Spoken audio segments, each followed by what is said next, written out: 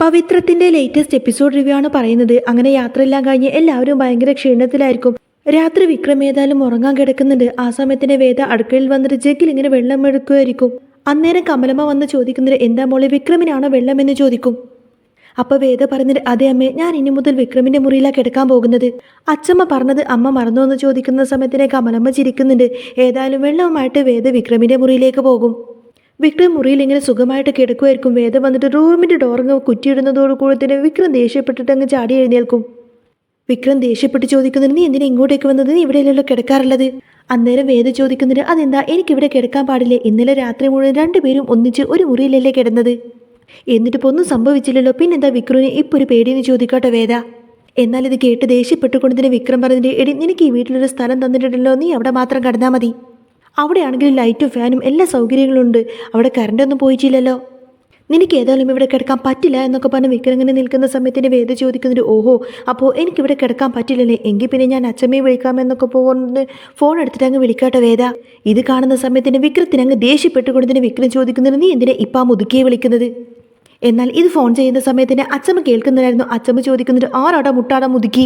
ഇത് കേൾക്കുന്ന സമയത്തിന് വിക്രം ഭയങ്കര അങ്ങ് ദേഷ്യപ്പെട്ട് വേദയെ നോക്കുന്ന സമയത്തിന് വേദ അച്ചമ്മയോട് പറയുന്നുണ്ട്, അയ്യോ അച്ചമ്മേ, ഞങ്ങളിപ്പോൾ അച്ചമ്മയെ വിളിച്ചതൊന്നുമല്ല, അറിയാതെ നമ്പർ മാറി വന്നത്. എന്നാൽ പിന്നെ ഞങ്ങൾ വെക്കട്ടെ അച്ചമ്മയെന്നൊക്കെ പറഞ്ഞ് ഫോൺ കട്ട് ചെയ്യും.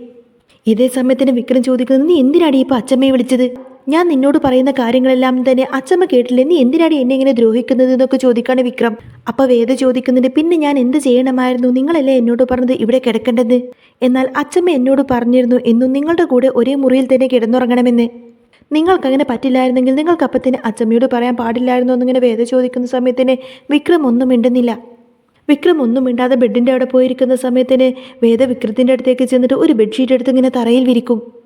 വിക്രം ഇങ്ങനെ വേദയെ നോക്കിയിരിക്കുന്ന സമയത്തിന് വേദ പറഞ്ഞിട്ട്, നിങ്ങൾ ഇങ്ങനെ ഇരിക്കൊന്നും വേണ്ട, നിങ്ങൾ സുഖമായിട്ട് കിടന്നുറങ്ങിക്കും. ഇവിടെ കിടന്നാൽ പിന്നെ ഒട്ടും ഉറക്കം കിട്ടാത്തത് എനിക്കാ. നിങ്ങളുടെ നശിച്ച ആ ഒരു കൂർക്കം വരെ കേട്ട ഞാൻ എന്നല്ല ഒരു പെണ്ണും ഉറങ്ങില്ല എന്നൊക്കെ പറയട്ടെ വേദ. വിക്രം ഒന്നും മിണ്ടാതെ വേദയെ തന്നെ ഇങ്ങനെ നോക്കി നിൽക്കുന്ന സമയത്തിന് വേദ ചോദിക്കുന്നുണ്ട്, നിങ്ങൾ എന്തിനാ എന്നെ ഇങ്ങനെ നോക്കി നിൽക്കുന്നത്? കിടന്നുറങ്ങാൻ നോക്ക്.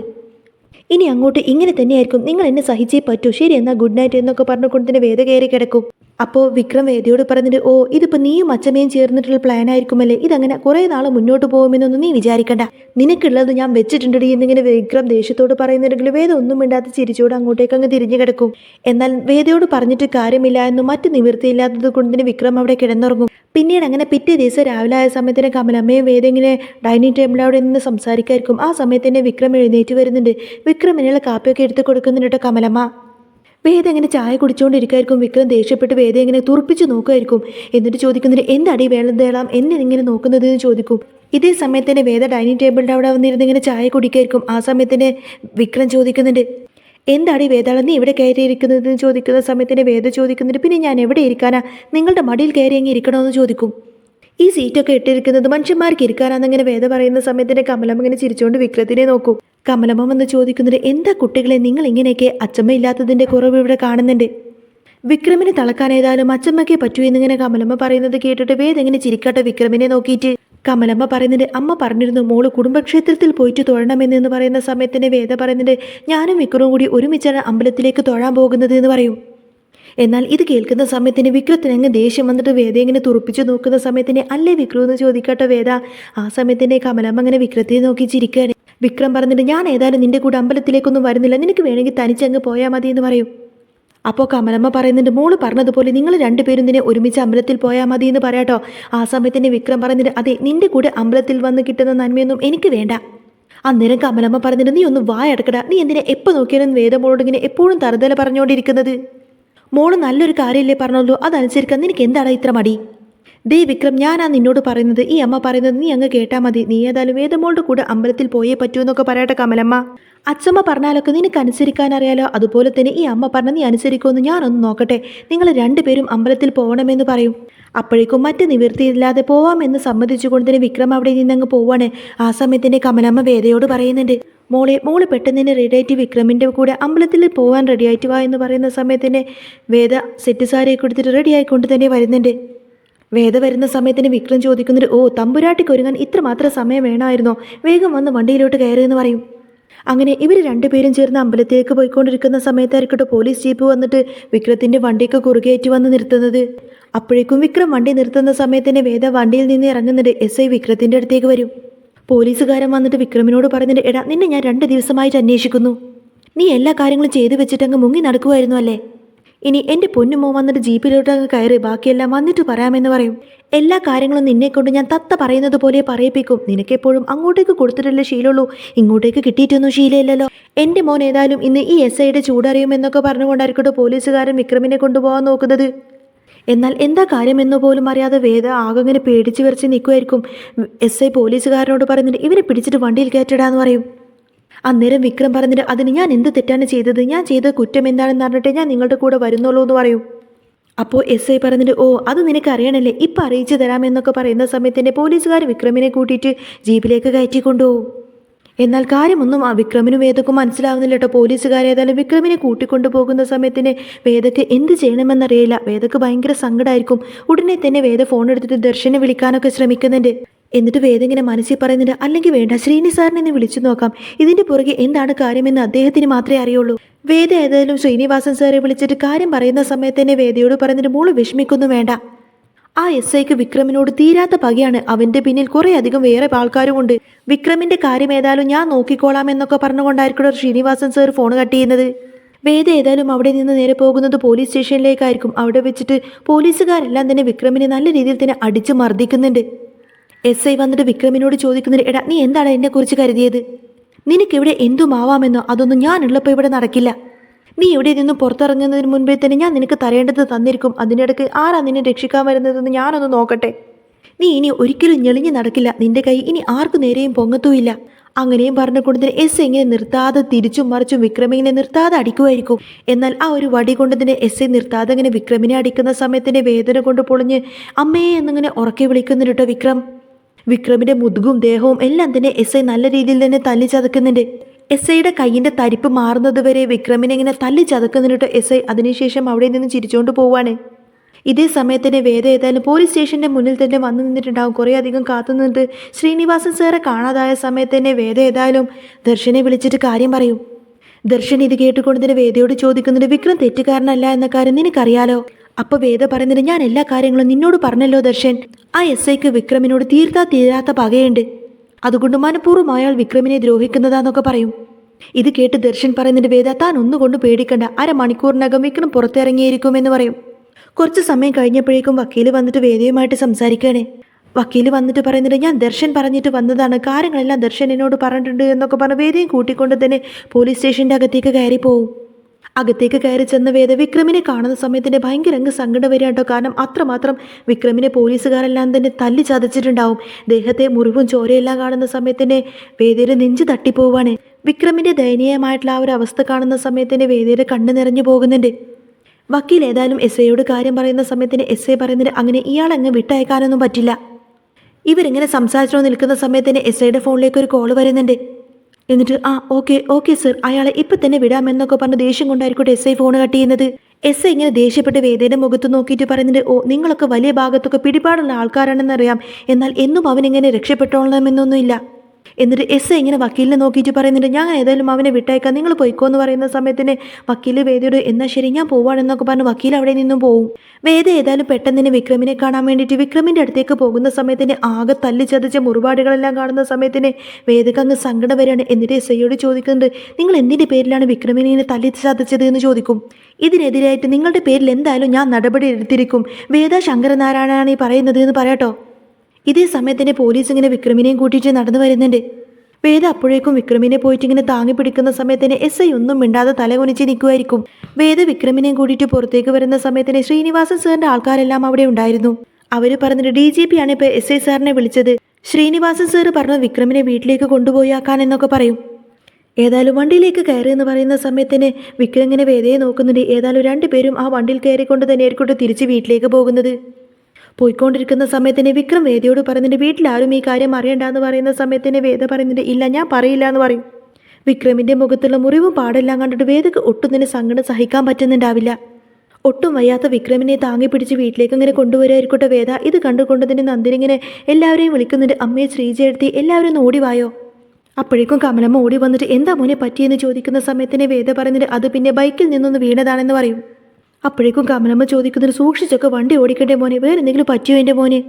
അപ്പോൾ വിക്രം പറഞ്ഞിട്ട് ഇല്ലമ്മേ ഒന്നുമില്ല, എനിക്ക് ദേഹമൊക്കെ ഇത് വേദനിക്കുന്നുണ്ട്, കുറച്ച് നേരം കിടക്കണമെന്നൊക്കെ പറഞ്ഞ് വിക്രം ഏതായാലും കിടക്കാൻ പോകും. അന്നേരം നന്ദിനി പറഞ്ഞിട്ട് ഇവളെയും കൂട്ടിക്കൊണ്ടല്ലേ വിക്രം പോയത്, ഇവളെ ഈ വീട്ടിൻ്റെ ശാപമാണ്, വെറുതെ വിക്രമത്തിൻ്റെ ജീവിതവും കൂടി നശിപ്പിക്കാൻ വേണ്ടിയിട്ട്. വേദ ഏതായാലും നേരെ കിച്ചണിലേക്ക് പോയിട്ട് കുറച്ച് വെള്ളം തിളപ്പിക്കുന്നുണ്ട്, ആവി പിടിപ്പിക്കാൻ വേണ്ടിയിട്ട് കമലമ്മയോട് പറയുന്നുണ്ട് വിക്രത്തിൻ്റെ ദേഹം നല്ല വേദനയുണ്ട്, അതുകൊണ്ട് ഞാനൊന്ന് ആവി പിടിച്ച് കൊടുക്കട്ടെ അമ്മയെന്നൊക്കെ പറയും. വേദ ഏതായാലും വിക്രത്തിൻ്റെ അടുത്തേക്ക് വെള്ളവുമായിട്ട് പോയിട്ട് ഇങ്ങനെ പുറമൊക്കെ ഇങ്ങനെ ഒഴിഞ്ഞു കൊടുക്കുന്നുണ്ട് കേട്ടോ. എന്നിട്ട് വേദ ചോദിക്കുന്നുണ്ട് അല്ല എന്തിനാണ് ആ എസ് ഐക്ക് നിങ്ങളോട് ഇത്രമാത്രം ശത്രുത? അപ്പോൾ വിക്രം ഒന്നും മിണ്ടുന്നില്ല കേട്ടോ. വേദ പറഞ്ഞിട്ട് ഞാൻ ആവി പിടിച്ച് തരാം, ആവി പിടിച്ച് കഴിഞ്ഞാൽ വേദന പെട്ടെന്ന് തന്നെ മാറുമെന്നൊക്കെ പറഞ്ഞ് വിക്രത്തിനെ ഇങ്ങനെ കിടത്തിക്കൊണ്ട് വേദ ആവി പിടിച്ച് കൊടുക്കുന്നുണ്ട്. ആവി പിടിച്ച് കൊടുക്കുന്ന സമയത്തിന് വിക്രം വേദന കാരണം അയ്യോ എന്ന് പറഞ്ഞ് ആർത്ത് വിളിക്കുന്നതോട് കൂടി തന്നെ വേദക്ക് ഭയങ്കര സങ്കടം വരുന്നുണ്ട് കേട്ടോ. സങ്കടം കൊണ്ട് തന്നെ കണ്ണിൽ നിന്നൊക്കെ ഇങ്ങനെ കണ്ണുനീരൊഴുകും. അങ്ങനെ ദേഹമൊക്കെ ചൂട് പിടിപ്പിച്ച് കൊടുത്തതിന് ശേഷം വിക്രത്തിനൊന്ന് ആശ്വാസമാവുന്നുണ്ട്. പിന്നീട് അങ്ങനെ വിക്രം കിടന്നുറങ്ങുന്ന സമയത്തായിരിക്കും വേദ ചായയുമായിട്ട് അങ്ങോട്ടേക്ക് ചെല്ലുന്നത്. വിക്രം കിടന്നുറങ്ങുന്നത് കണ്ടിട്ട് വേദ ഇങ്ങനെ വിക്രത്തിനെ തന്നെ നോക്കി നിൽക്കുമായിരിക്കും. കണ്ണു തുറന്ന ഉടനെ തന്നെ ഇതാ ചായ എന്ന് പറയും. വിക്രം പതിയെ എഴുന്നേൽക്കാൻ നോക്കുന്ന സമയത്തിന് വേദ ചായ അവിടെ വെച്ചിട്ട് വിക്രത്തിനെ എഴുന്നേൽപ്പിച്ചിരുത്തിയിട്ട് ചായ കൊടുക്കും. വേദ ഏതായാലും വിക്രമിനെ കൊണ്ട് ചായയൊക്കെ കുടിപ്പിച്ചുകൊണ്ട് തന്നെ പറയുന്നുണ്ട് ഇന്നത്തെ ഒരു ദിവസം നിങ്ങൾക്ക് ഏതായാലും ഇവിടെ നിന്നും എങ്ങോട്ടേക്കും പോകാൻ പറ്റില്ല, അടങ്ങിക്കിടക്ക് ഇവിടെ ഇടയ്ക്ക് ഇങ്ങനെയൊക്കെ കിട്ടുന്നത് നല്ലതാ, നിങ്ങളുടെ കയ്യിലിരിപ്പം അത്ര മോശമൊന്നുമില്ലല്ലോ എന്നൊക്കെ പറഞ്ഞ് വേദ ഇങ്ങനെ ദേഷ്യപ്പെടുന്ന സമയത്തിന് വിക്രത്തിന് ദേഷ്യം വരട്ടോ. വിക്രം ചോദിക്കുന്നുണ്ട് നീ ഇവിടെ നിന്ന് ഇറങ്ങിപ്പോയി തരാമോ എന്ന് ചോദിക്കും. എന്നാൽ വിക്രത്തിനെ വിഷമിപ്പിക്കണ്ടല്ലോ എന്നൊക്കെ വിചാരിച്ച് വേദ അവിടെ നിന്നും ഇറങ്ങിപ്പോകുന്നുണ്ട് കേട്ടോ. ഇതേ സമയത്തായിരിക്കും ശ്രീനിവാസൻ സാറ് വിക്രത്തിനെ കാണാൻ വേണ്ടിയിട്ട് വീട്ടിലേക്ക് വരുന്നത്. വേദ പറഞ്ഞിട്ട് വിക്രം അവിടെ വയ്യാതെ കിടക്കുവാണ്, ഞാൻ പോയിട്ട് വിക്രത്തിനെ വിളിച്ചിട്ട് വരാം, സാർ ഇരിക്കുക എന്നൊക്കെ പറഞ്ഞ് വേദ അവിടെ നിന്ന് പോവും. വേദ പോയിട്ട് വിക്രമിനോട് പറഞ്ഞിട്ട് ദേ ശ്രീനിവാസൻ സാർ വന്നിരിക്കുന്നു. അന്നേരം പെട്ടെന്ന് ഞെട്ടലോടുകൂടി തന്നെ വിക്രം അവിടെ നിന്നും എഴുന്നേറ്റ് ചോദിക്കുന്നുണ്ട് എന്ത് ശ്രീനിവാസൻ സാറോ, അദ്ദേഹം എന്തിനാ ഇങ്ങോട്ടേക്ക് വന്നത്? വിക്രം ഏതായാലും ശ്രീനിവാസൻ സാറിൻ്റെ അടുത്തേക്ക് പയ്യെ നടന്നു പോകുന്ന സമയത്തിന് വേദയും കൂടെ പോകുന്നുണ്ട്. വിക്രത്തിനെ കണ്ടുകൊണ്ടതിന് ശ്രീനിവാസൻ സാർ ചോദിക്കാണ് വിക്രം തനിക്കിപ്പോൾ കുഴപ്പമൊന്നുമില്ലല്ലോ, ആ എസ് ഐ നിന്നെ ഒരുപാടകം തല്ലിയല്ലേ? ഇത് കേട്ട് വിക്രം പറയുന്നത് എന്നോടുള്ള ദേഷ്യം വൈരാഗ്യമെല്ലാം തന്നെ അയാൾ എന്നെ അങ്ങ് തല്ലി തീർത്തു, എന്നാലും അയാൾക്ക് എന്നോടുള്ള പക മാറിയിട്ടില്ല എന്ന് പറയും. ഇതും കണ്ടുകൊണ്ടതിന് മാഷ് അങ്ങോട്ടേക്ക് വരുന്ന സമയത്തിന് വിക്രം ആകെ ഇങ്ങനെ പരിഭ്രമിച്ച് നിൽക്കുകയാണ്. അന്നേരം വേദ പറഞ്ഞിട്ട് ഇത് അച്ഛനാണെന്ന് പറഞ്ഞ് മാഷെ പരിചയപ്പെടുത്തി കൊടുക്കുന്ന സമയത്തിന് ശ്രീനിവാസൻ സാറ് പറഞ്ഞിട്ട് ആ എനിക്കറിയാം. അപ്പോൾ മാഷ് പറഞ്ഞിട്ട് നിങ്ങളെക്കുറിച്ച് ഞാനും കേട്ടിട്ടുണ്ട്, എൻ്റെ മകനിപ്പോൾ അച്ഛനേക്കാൾ അമ്മയേക്കാൾ വലുത് നിങ്ങളാണ്, ദൈവത്തിൻ്റെ സ്ഥാനത്താണ് എൻ്റെ മകൻ നിങ്ങളെ കാണുന്നത്, അതുകൊണ്ട് തന്നെ ഇവനെ ഇപ്പോൾ ഒരു ഗുണ്ടയായിട്ടാണ് അറിയപ്പെടുന്നത്, നാട്ടിലെ തെമ്മാടി, നാട്ടിലെ വെറും ഒരു കൂലിത്തല്ലുകാരൻ, അങ്ങനെ ഒരു സ്ഥാനം നിങ്ങൾ എൻ്റെ മകന് നേടിക്കൊടുത്തു. എന്നാൽ ശ്രീനിവാസൻ സാറോട് മാഷ് ഇങ്ങനെയൊക്കെ സംസാരിക്കുന്നത് കേട്ടിട്ട് വിക്രത്തിന് ഒട്ടും തന്നെ സഹിക്കുന്നില്ല കേട്ടോ. വിക്രം ചാടി എഴുന്നേറ്റ് കൊണ്ട് തന്നെ ചോദിക്കുന്നുണ്ട് അച്ഛൻ എന്തിനാ ഇദ്ദേഹത്തോട് ഇങ്ങനെയൊക്കെ സംസാരിക്കുന്നത്, വീട്ടിലൊരാൾ അതിഥിയായിട്ട് വരുന്ന സമയത്ത് ഇങ്ങനെയൊക്കെയാണ് സംസാരിക്കുന്നത് എന്നൊക്കെ ചോദിച്ചുകൊണ്ട് തന്നെ വിക്രം മാഷിനെ നേർക്കങ്ങ് ചാടി സംസാരിക്കുകയാണ്.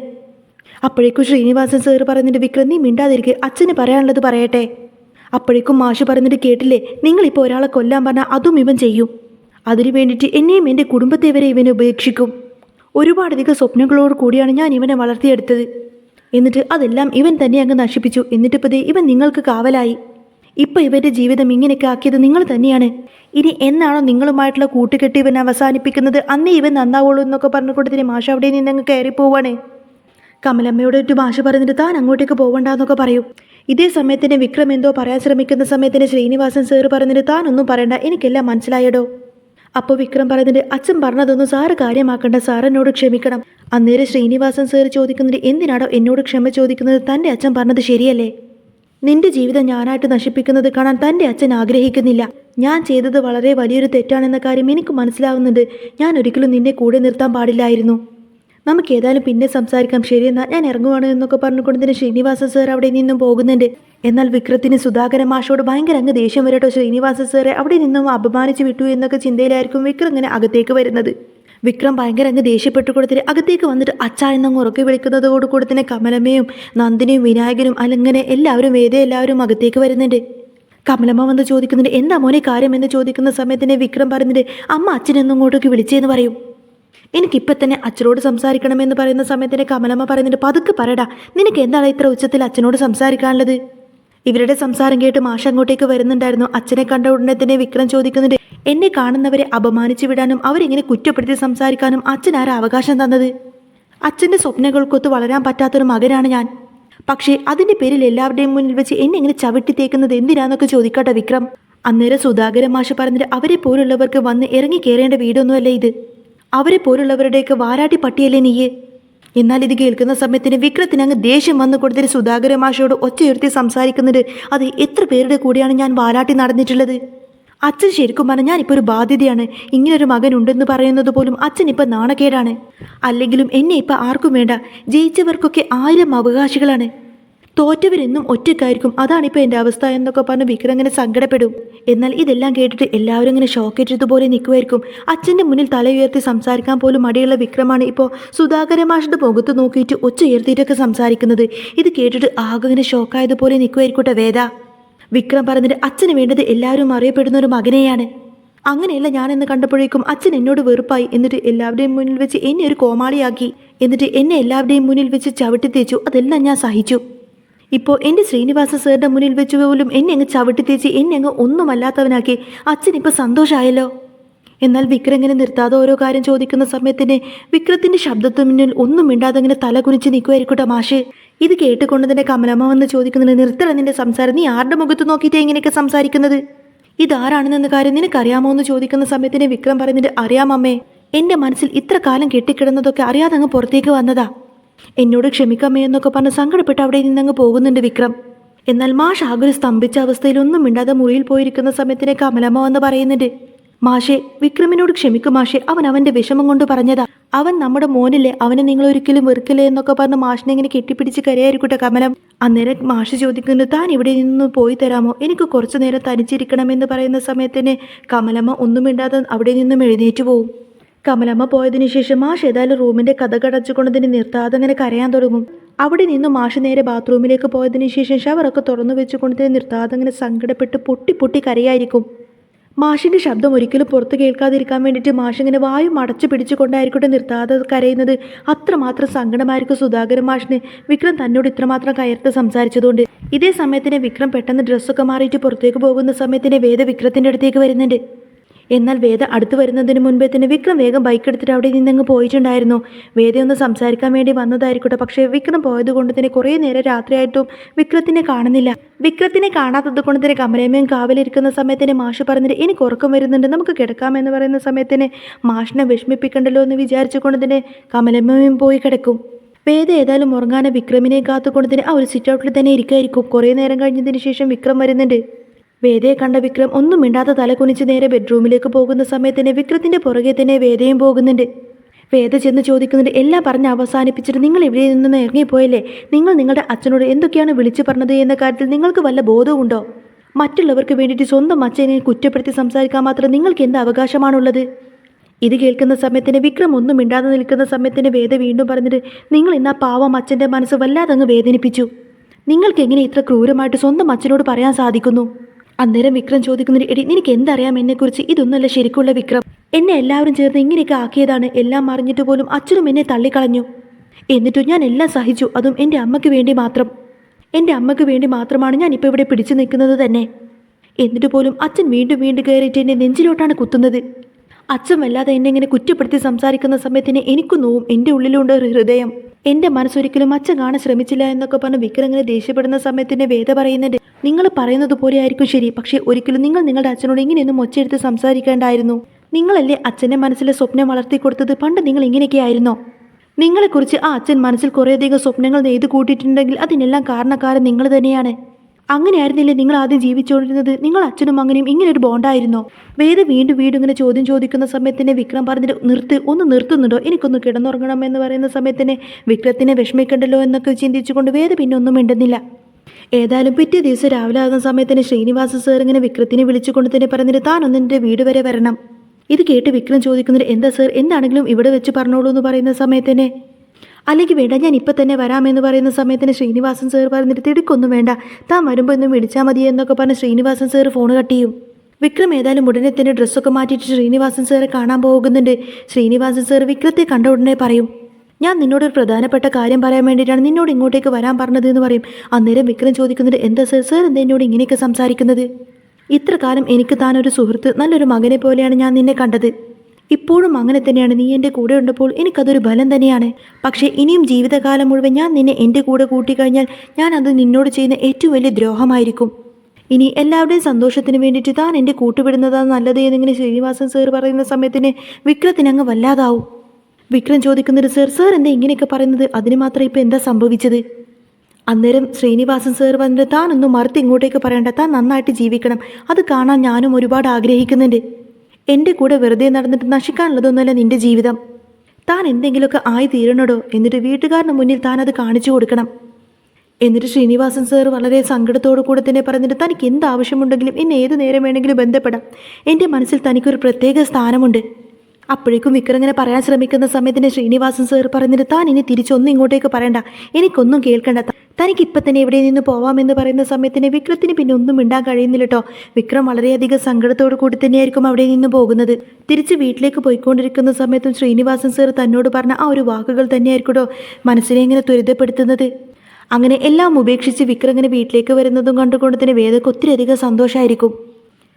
വിക്രം ഏതായാലും ഇനി നല്ലൊരു മനുഷ്യനാവാൻ തന്നെ തീരുമാനിച്ചുകൊണ്ടായിരിക്കട്ടെ വീട്ടിലേക്ക് കയറി വരുന്നത്. വിക്രത്തിൻ്റെ മുഖത്ത് സന്തോഷം കാണുന്ന സമയത്തിന് വേദ ചോദിക്കുന്നത്, അല്ല എന്താ പറ്റിയത്, നിങ്ങൾ പോയതുപോലെയല്ലോ തിരിച്ചു വന്നത് എന്ന് ചോദിക്കുന്ന സമയത്തിന് വിക്രം ആദ്യമായിട്ട് വേദയോട് പറഞ്ഞിട്ട്, താൻ ഇങ്ങോട്ടേക്ക് അടുത്തു പോകാൻ എന്നൊക്കെ പറഞ്ഞ് വേദയുടെ തോളിൽ അങ്ങ് പിടിക്കും. വേദയ്ക്ക് ശരിക്കും അതൊരു അത്ഭുതമായിരിക്കട്ടോ. വേദ ചോദിക്കുന്നുണ്ട്, അല്ല എന്താ നിങ്ങൾക്കൊരു മാറ്റം, എന്താ സംഭവിച്ചത് എന്ന് ചോദിക്കുന്ന സമയത്തിന് വിക്രം പറഞ്ഞിട്ട്, അത് പറഞ്ഞു തരാൻ പറ്റില്ല, ഞാനിത് ഇപ്പം കാണിച്ചു തരാമെന്നൊക്കെ പറഞ്ഞുകൊണ്ട് തന്നെ വിക്രം അങ്ങനെ വേദ ഇങ്ങനെ പിടിച്ച് കറക്കുന്നതും കാണിച്ചുകൊണ്ടാണ് കേട്ടോ എപ്പിസോഡ് പൂർണ്ണമാവുന്നത്. ഏതായാലും വിക്രവും ശ്രീനിവാസൻ സാറുമായിട്ടുള്ള ആ ഒരു കൂട്ടുകെട്ടെല്ലാം മാറിയതോടുകൂടി തന്നെ വിക്രം പിന്നെ നല്ലൊരു മനുഷ്യനായിട്ട് മാറും. പിന്നീട് അങ്ങോട്ടേക്ക് അടിപൊളിയായിട്ടുള്ള കട്ട റൊമാൻസ് ആയിട്ടുള്ള സീനൊക്കെ ഉണ്ടോ വരാൻ പോകുന്നത്. അപ്പോൾ നിങ്ങൾക്ക് ഈ ഒരു ചാനൽ ഇഷ്ടമായി എന്നുണ്ടെങ്കിൽ എന്നും ഇതേപോലത്തെ റിവ്യൂസൊക്കെ കേൾക്കാൻ താല്പര്യമുണ്ടെങ്കിൽ തീർച്ചയായിട്ടും നിങ്ങൾ എൻ്റെ ചാനൽ സബ്സ്ക്രൈബ് ചെയ്ത് സപ്പോർട്ട്